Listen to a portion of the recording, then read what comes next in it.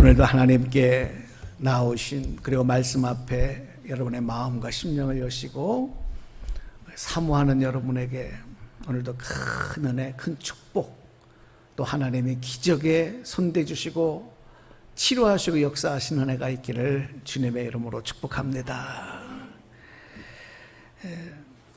우리가 이 평소에 쓰는 말 중에서 우리 몸이 활동하는 힘, 우리 단어에 보면 그걸 기라고 하는 단어가 있습니다. 기. 자, 한번 올려주실까요? 기. 한자로 이렇게 또 쓰지요. 기라고.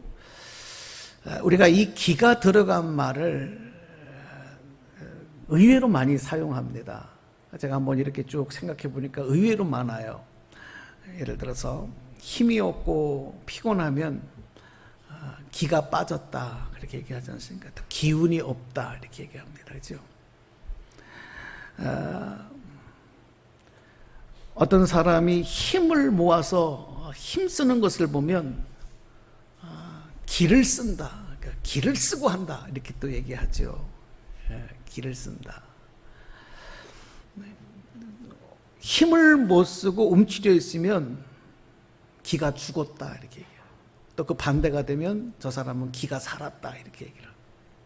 참 이 기라는 단어가 많이 사용돼요. 억눌리거나 어려운 지경에서 벗어나서 좋아하면 야, 저 사람이 기를 편다, 기를 편다 이렇게 또 얘기하고, 어떤 충격으로 정신을 잃어서 쓰러지고 또 몸의 활동이 멈추면 저 사람 기절했다 이렇게 얘기합니다.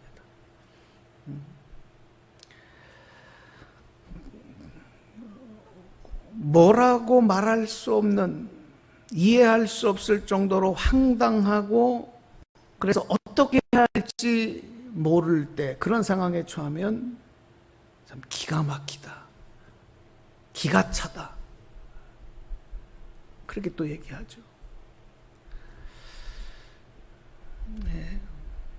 오늘 우리가 시편 40편 말씀을 본문으로 읽는데, 하나님은 기가 막힐 웅덩이와 수렁에서 건져주시는 하나님이십니다.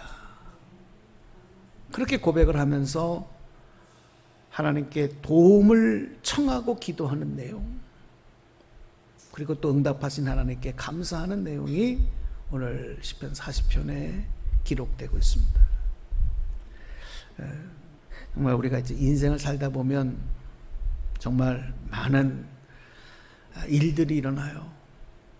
개인적으로, 가정적으로, 또 일터에서, 사회에서, 그 시대, 나라에서 정말 기가 막힌 상황들이 많이 일어나요. 요즘이 그런 일들이 더 부쩍 많은 것 같습니다. 일일이 다 말씀드리지 않아도 우리 다 느끼는 일들이 너무 많습니다.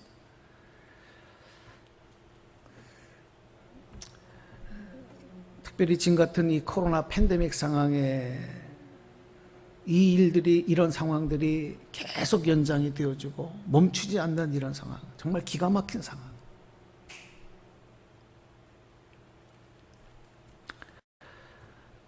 너무나도 많은 삶의 현장에서 불평과 어려움, 고통당하고 피해를 당하는 현장. 기가 차죠. 기가 막혀요. 어저께 뉴스 보니까 이 자영업자들이 너무 힘이 들어서 그 비가 어디 쏟아지는데 무언의 시위를, 검은색 우산을 들고 검은색 옷을 입고 그 시청 앞을, 이렇게 광화문 앞을 지나는 그런 시위를 벌였다, 그런 뉴스도 들은 적이 있습니다. 기가 막힌 상황들이 계속되고 있습니다.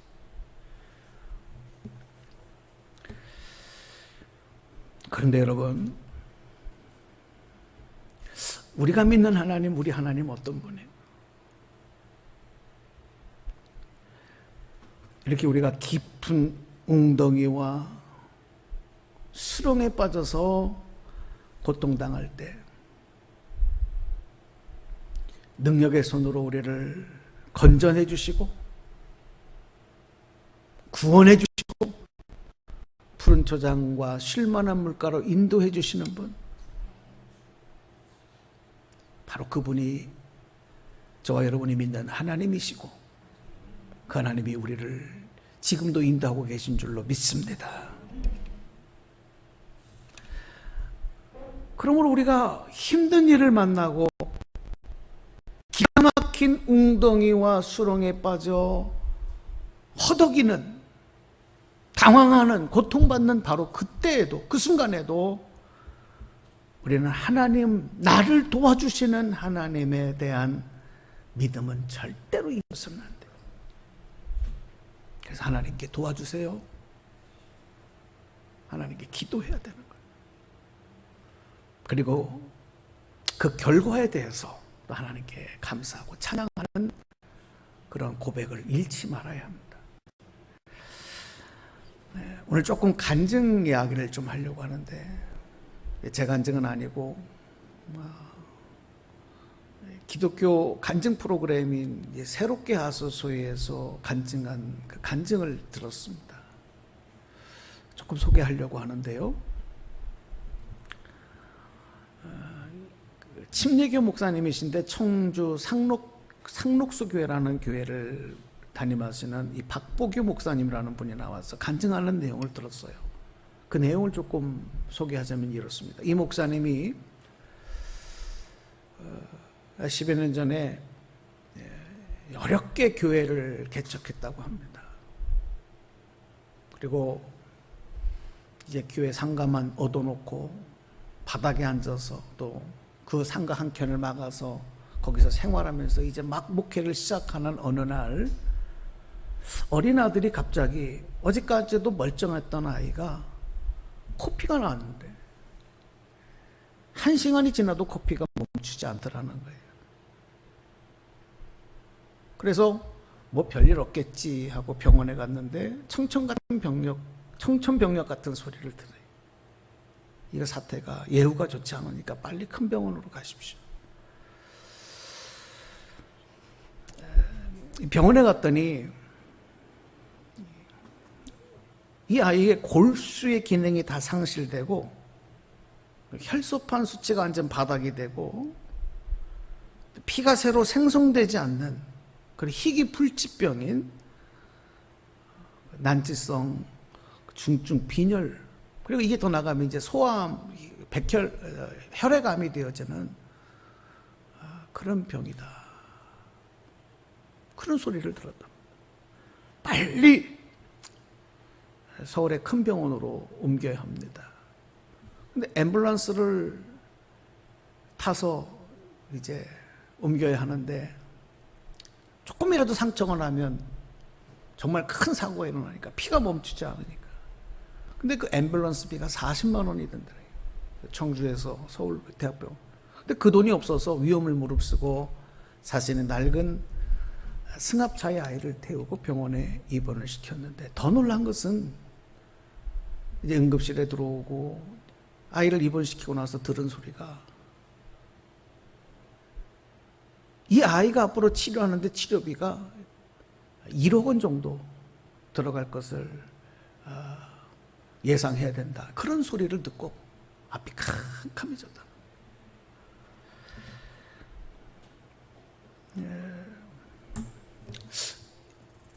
무엇보다도 이 목사님을 두렵게 한 것은 그 순간에 그런 생각이 들더래요.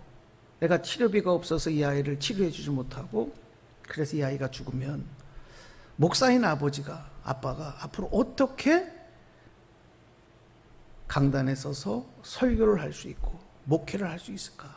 그렇게 생각해 보니까 자신이 없더랍니다. 이제 목회도 못하겠구나. 그런 두려운 마음이 밀려왔대요.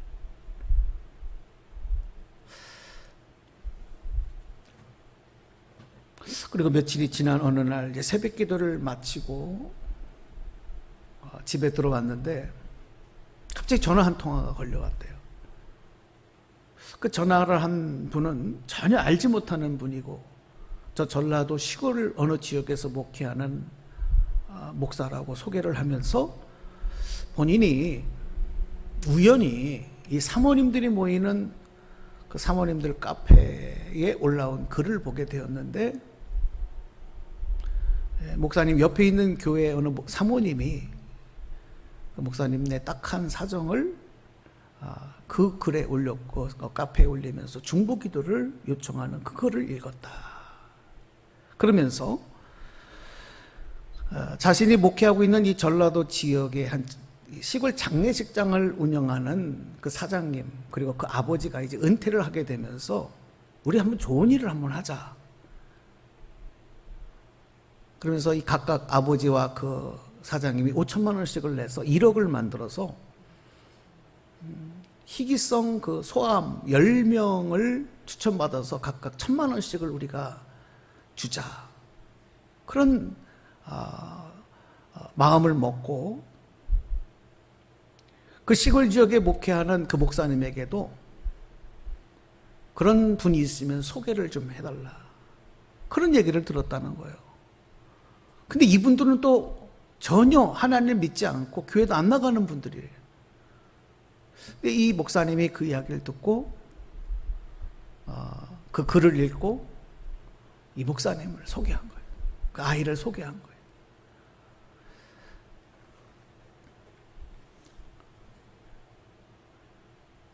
그분들이 이 목사님과 함께 차를 타고 와서 식사를 대접하고 돈 봉투를 1,000만 원이 든 봉투를 내밀면서 주는데 너무 고마워서 이름 좀 알려달라고, 전화번호라도 좀 알려달라고.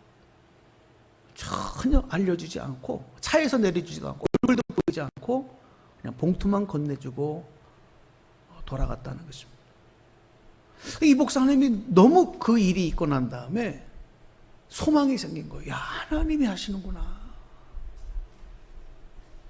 그리고 용기를 내서 자신이 당한 이 어려운 상황을 여러 매체를 통하여 글을 통해서 올렸다는 겁니다. 그런데 불과 2달 만에 한 500여 명의 후원자들이 기적과 같이 십시일반으로 마음을 모았는데 2달 만에 그 치료비 1억이 모아졌다는 거예요. 아, 하나님이 하시는구나. 전혀 알지도 못하는, 서로 전혀 그분들이 어디에 사는지도 모르는 분들이 이렇게 자신을 도와주고 자신의 가정 아들을 도와주는 것을 보고 하나님의 손길을 느꼈다고 합니다. 그런데 이제 골수이식을 받게 될 때 우리나라의 조혈모 세포병원에 골수 기여를 하겠다고 등록한 사람이 한 10만여 명이 되는데 그 아들하고 유전자 타입이 유사한 분이 8명이라 하는 소식을 받았답니다. 그러니까 한 사람 한 사람이 이제 그 아들하고 또 정밀 검사를 해야 되는데 이게 웬일이에요? 한 명 그 검사할 때마다 약 한 80만 원 정도의 치료비, 검사비가 들어가는데 7명을 검사할 때까지 이런저런 사연으로 다 맞지가 않더라고요. 그리고 이제 딱 한 명, 대한민국에 한 명 기여자 가능성 있는 분이 남은. 그때 또 불안한 마음이 들면서 절망스러운 마음 들면서 하나님 어떻게 하라고 이러십니까? 그런데 기적과 같이 그 한 분이 골수 이식을 해주시기로 하고 유전자가 너무나도 딱 맞고 그래서 성공적으로 골수 이식을 받게 되었다는 거예요. 그리고 이제 한 달 동안 묵윤실에 있는 동안에 이 골수 이식을 해준 분이 편지를 써서 그 쓴 편지가 전달이 된 거예요. 누군지도 모르고 알지도 못하는 분인데 그 편지의 글을 읽는 동안에 본인이, 그 목사님이 그동안 하나님 앞에 기도하던 그 기도 내용이 그대로 그 편지 글에 기록이 되어 있는 걸 보고서 그 자리에 주저앉았다는 거예요. 내가 하나님 앞에 기도하던 그 기도 내용이 골수를 기증해 준 분이 쓴 편지에 그대로 있더라는 거예요. 이거 어떻게 이런 일이 있을 수 있을까? 하나님께서 내 기도를 들으셨고 지금도 듣고 계시는구나. 하나님, 살아계신 하나님을 더욱 체험할 수 있었다고 간증했습니다. 하나님께서 그 가정, 기가 막힐 웅덩이와 수렁에 빠진 그 목사님과 그 아들을 인정해 주시고 살아계신 하나님을 나타내 보여주셨는 줄로 믿습니다. 그런데 더 놀라운 사실은요, 여기서 끝나는 것이 아니라 그리고 이제 15년이 지난 요즘 언젠가 일어난 일인 것 같아요. 그 골수를 기증해 준 그 여성분이 한미연 전도사님이라는 분인데, 그분이 이제 새롭게 하소서 똑같은 프로그램에 나와서 자신이 10여 년 전에 골수를 이런 사연으로 기증하게 된 사연에 대해서 간증을 하고 있었어요. 그러니까 지금 막 녹화가 되고 있는 그 시간에 이 박 목사님이 자신이 만난 그 하나님을 또 이렇게 어떻게 하면 전할 수 있을까 하는 기도를 하던 중에 새롭게 하소서에 출연을 하게 됐다는 거예요.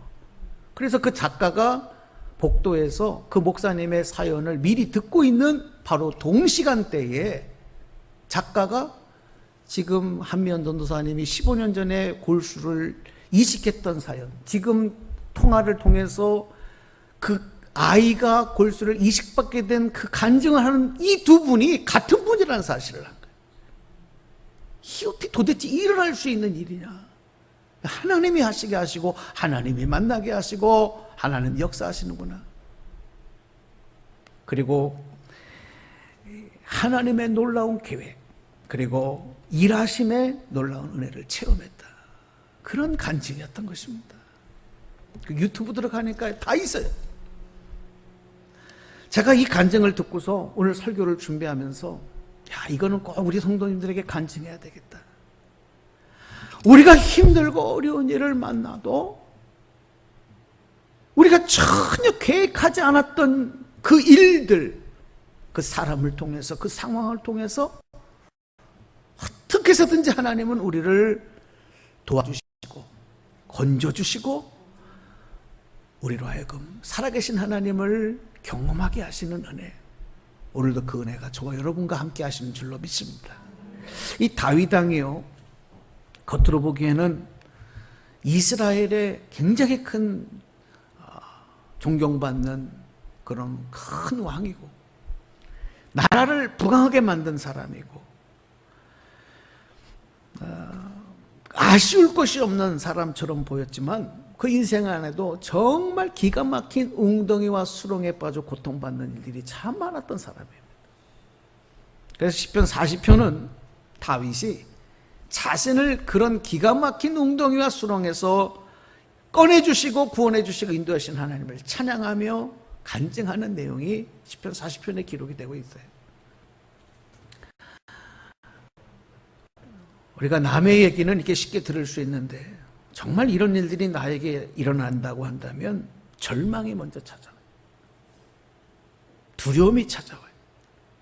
놀라고 당황하고 앞이 캄캄하고. 여러분, 저도 예전에 어릴 때 한번 그런 경험이 있었는데, 이 강이나 계곡에서 이렇게 수영을 하다가 갑자기 다리에 쥐가 나잖아요. 그럼 수영을 잘하는 사람도 그 순간 당황해요.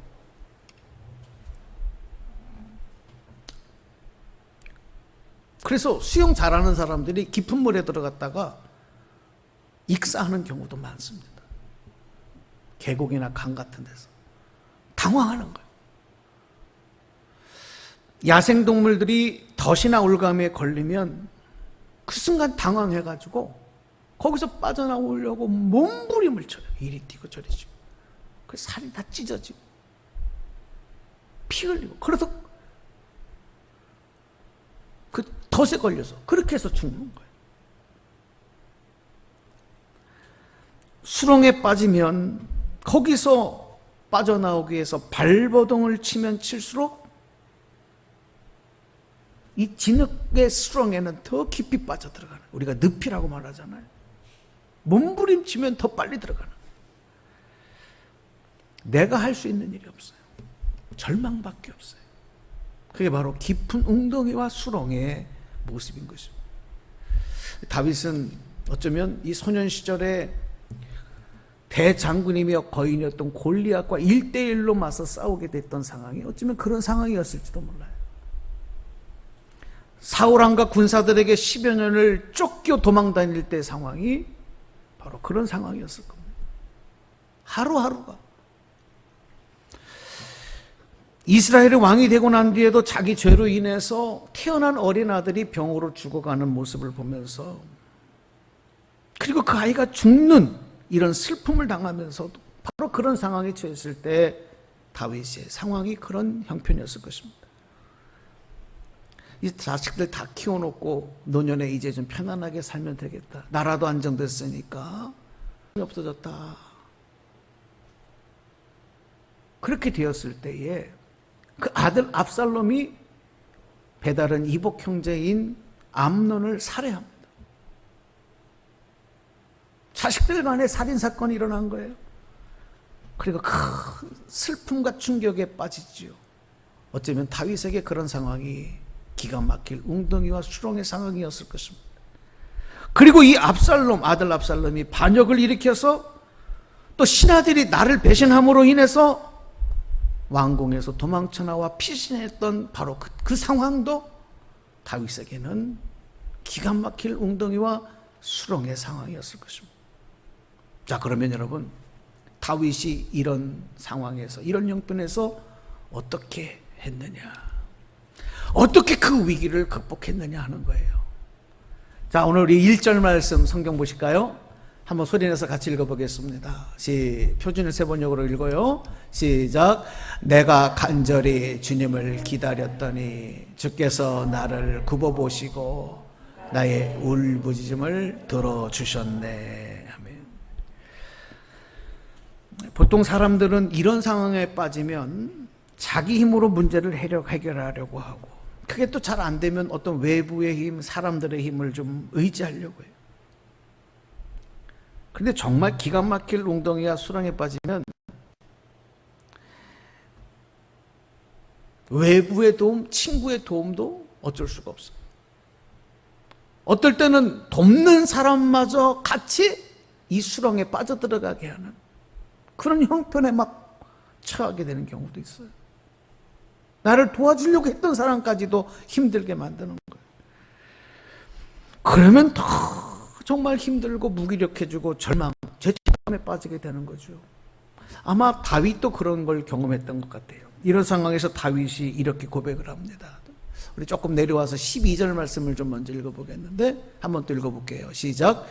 이루다 헤아릴 수도 없어 많은 재앙이 나를 애워쌌고 나의 죄가 나를 덮쳤습니다. 눈앞이 캄캄합니다. 나의 죄가 내 머리털보다도 더 많기에 내가 낙심하였습니다.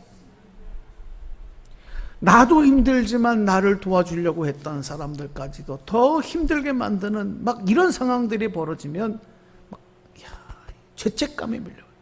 이게 모든 게 다 내 죄 때문이야. 나 때문에 우리 가족들이 이렇게 어려움을 당하는구나.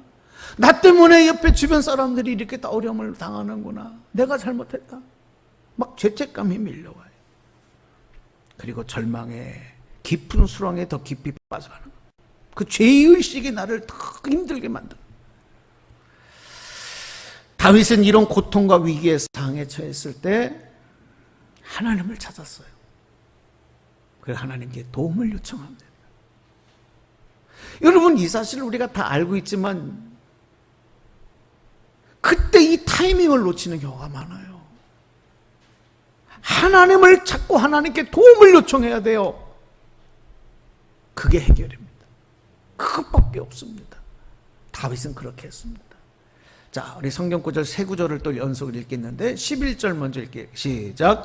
하나님은 나의 주님이시니 주의 자비하심을 나에게서 거두지 말아 주십시오. 주님은 한결같은 사랑과 미쁘심으로 언제나 나를 지켜주십시오. 하나님 앞에 나를 지켜달라. 또 13절 말씀 읽어봐요. 시작. 주님 나를 건져주십시오. 주님 빨리 나를 도와주십시오. 하나님 앞에 도와달라고, 하나님 건져달라고 하나님께 기도해야 돼요. 또 17절 말씀도 봐요. 시작. 나는 불쌍하고 가난하지만 주님 나를 생각하여 주십시오. 주님은 나를 돕는 분이시요 나를 건져주시는 분이시니 나의 하나님 지체하지 말아 주십시오. 그렇습니다. 내 생각으로 또 도무지 이해가 되지 않는, 받아들이기 힘든 상황에서 우리가 당황하고 절망하고 두려울 때 하나님을 찾고 하나님 앞에 도움을 구하고 기도하면, 그리고 하나님의 일하심을 믿음으로 기다리면, 앞에서 간증했던 그 목사님, 그 가정이 경험했던 것처럼, 또 다윗이 경험하고 오늘 이렇게 간증하는 것처럼 오늘 우리들도 바로 그 살아계신 일하신 하나님을 만나고 또 찬양하고 간증하게 될 줄로 믿습니다. 오늘 그 믿음으로 무장하는 저와 여러분 되기를 축복합니다. 다윗이 하나님 앞에 그렇게 기도하고 그렇게 기다렸더니 어떤 결과가 있었느냐? 그 결과에 대해서는 또 이렇게 간증하고 있어요. 그게 우리가 읽었던 본문 2절 3절에 기록되고 있는 내용입니다. 저 말씀 보겠습니다. 시작. 주께서 나를 절망의 구덩이에서 건져주시고 진흙수렁에서 나를 건져주셨네. 내가 반석을 딛고 서게 해주시고 내 걸음을 안전하게 해주셨네. 주께서 나의 입에 새 노래를, 우리 하나님께 드릴 그 찬송을 담아주셨기에 수많은 사람들이 나를 보고 두려운 마음으로 주님을 의지하네. 아멘. 저는 오늘 이 말씀을 통해서 정말 힘들고 어려운 상황, 기가 막히고 기가 차고 어떻게 해야 될지도 모르는, 또 두려운, 더 나아가서 죄의식까지 막 밀려오는, 절망하게 만드는 바로 그때 오늘 이 말씀을 기억했으면 좋겠어요. 기가 막힐 웅덩이와 수렁에서 끌어올리시는, 오히려 그 기회가 그렇게 나를 도와주시는 살아계신 하나님을 체험하고 또 간증할 수 있는 기회다. 여러분, 이 마음을 잃지 마시고 아무리 힘들어도, 아무리 어려운 상황에도 절망 포기하지 마시고 하나님께 기도하고, 그리고 오히려 살아계신 하나님을 간증할 수 있는, 그래서 하나님께 영광 찬양 올려드릴 수 있는 우리 모두가 되기를 주님의 이름으로 간절히 축복합니다.